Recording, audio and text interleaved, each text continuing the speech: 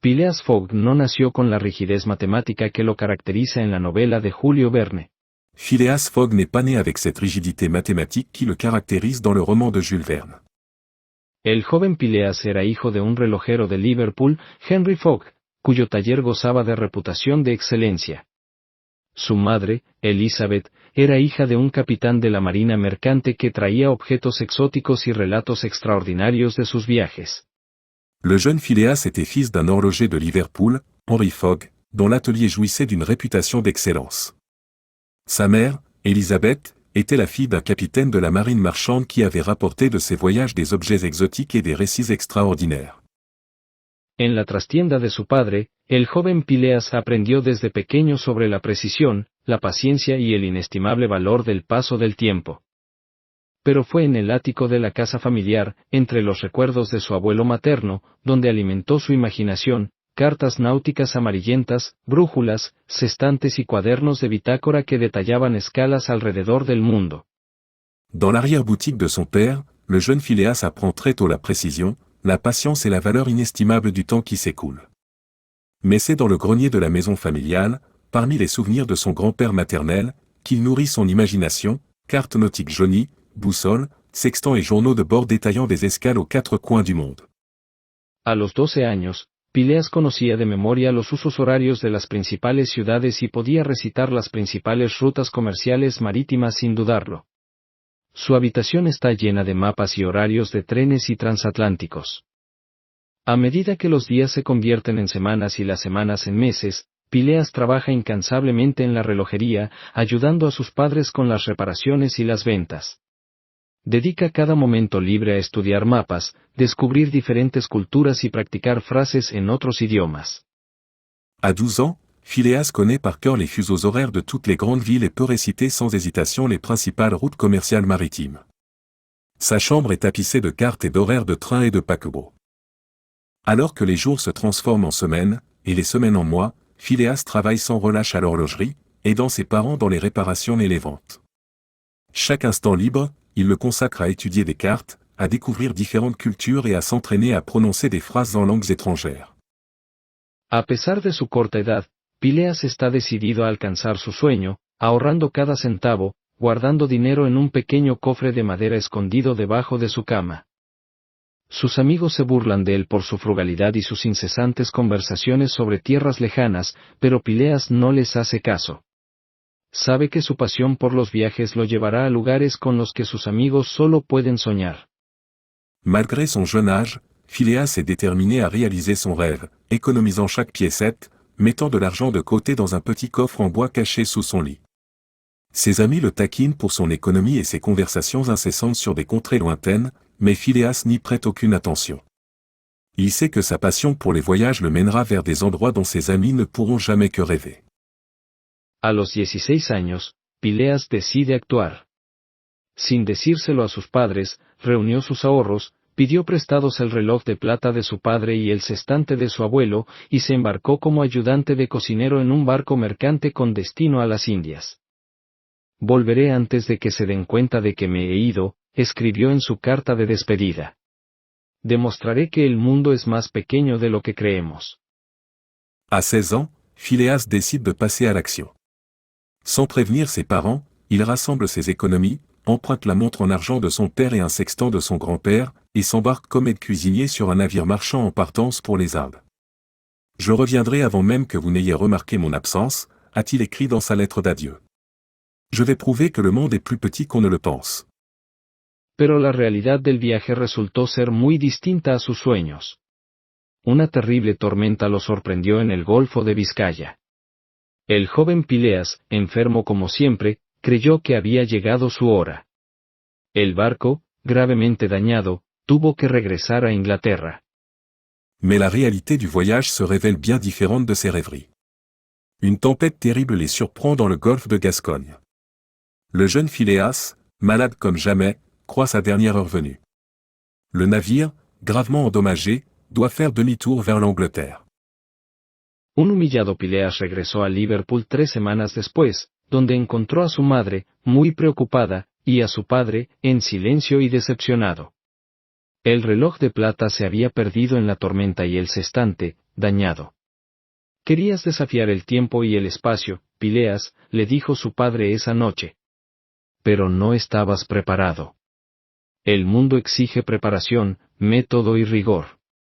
C'est un Phileas humilié qui retrouve Liverpool 3 semaines plus tard, pour découvrir sa mère malade d'inquiétude et son père silencieux de déception. La montre en argent a été perdue dans la tempête, et le sextant est endommagé.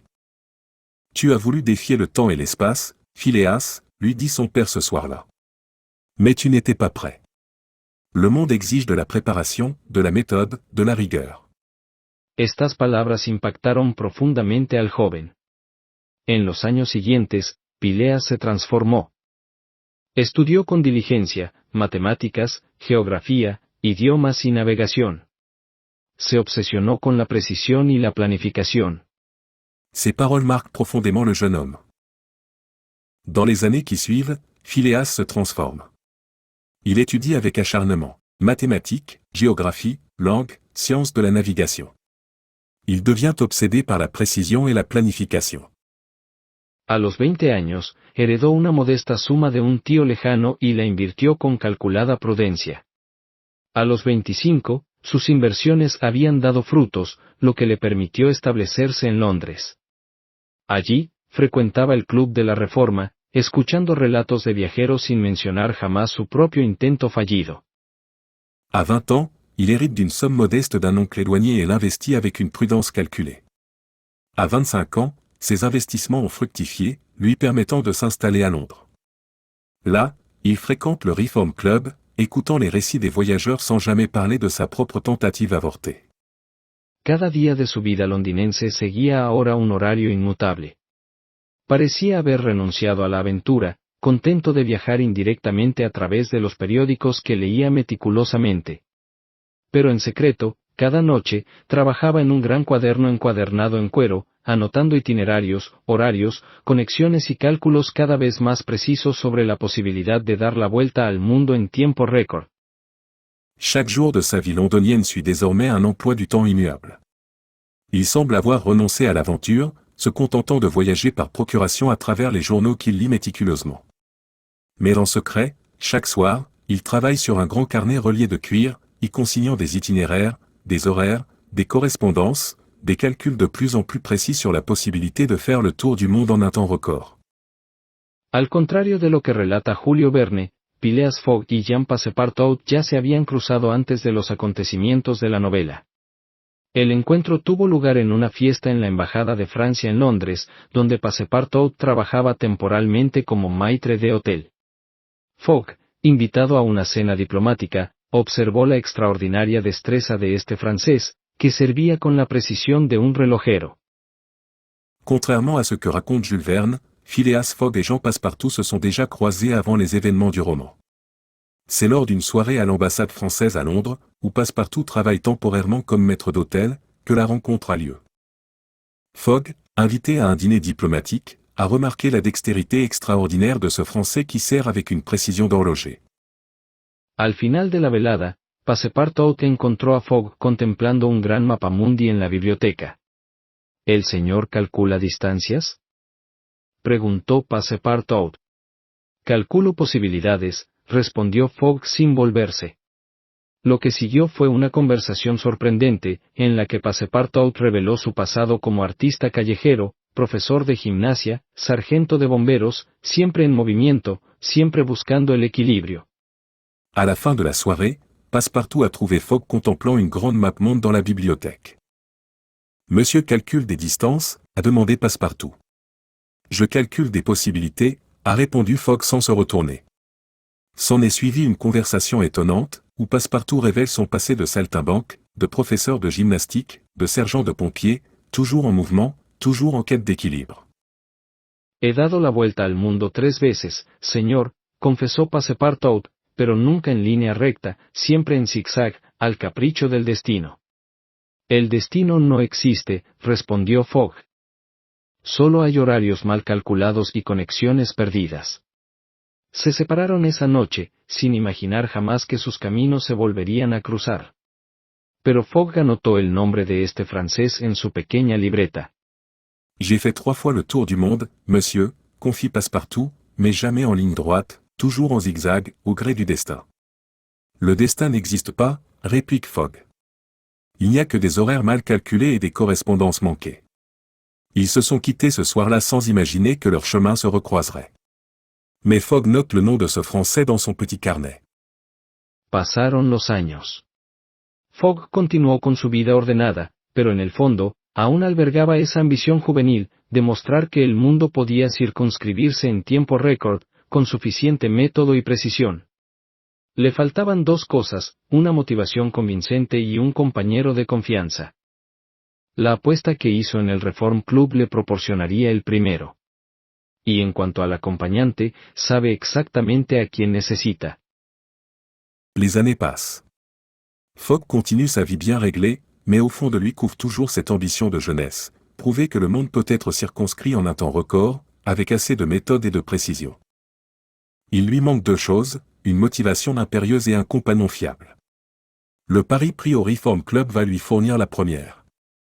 Et quant au compagnon, il sait exactement qui il lui faut. No es casualidad que, unos días antes de la famosa apuesta, despidiera a su ayuda de cámara por una pregunta sobre la temperatura del agua de afeitar. Buscaba una excusa para contratar a este francés polifacético que había conocido años antes. Cuando Jean Passepartout aparece en su puerta esa fatídica mañana, Phileas Fogg lo ve como la confirmación de que ha llegado el momento. Ce n'est pas un hasard si, quelques jours avant le fameux pari, il a congédié son valet pour une question de température de l'eau de rasage. Il cherchait une excuse pour engager ce Français aux multiples talents qu'il avait rencontrés des années auparavant. Lorsque Jean Passepartout se présente à sa porte ce fameux matin, Phileas Fogg y voit la confirmation que le moment est venu. Todos esos años de meticulosa preparación finalmente darán sus frutos. La vuelta al mundo en 80 días puede comenzar. Toutes ces années de préparation méticuleuse vont enfin servir. Le tour du monde en 80 jours peut commencer.